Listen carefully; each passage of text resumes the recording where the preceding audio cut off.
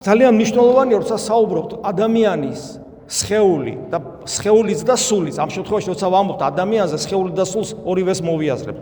ადამიანი როგორც აძარი, საიდან ესეთი პატივი ჩვენ? საიდან ესეთი პატივი და ღმერთი მოვიდა ადამიანად? ჩვენი ყველაზე ცუდიც კი რაც შეიძლება წარმოიდგინო ბიოლოგიურად ვამბობ, არა ცოდვის მხრივ.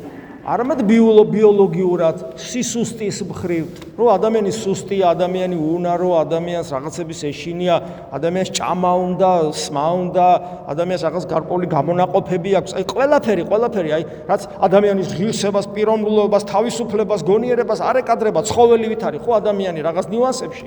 ყველაფერი ეს თავისი ყველა მინუსით, გარდა ცოდვისა ვამბობ. აიღო ეს სხეული და საკუთარ პიროვნებაში შემოიყვანა იესო ქრისტემ, ღმერთმა. ამას ქვია ღმერთისა და ადამიანის ჰიპოსტასური შეერთება, ანუ პიროვნული შეერთება ღმერთისა და ადამიანში და ეს შეერთება ისე უცნაურად მოხდა, რომ ღმერთის მთელი ღვთაებრიობა დამკვიდრდა ქრისტეში ხორციელად.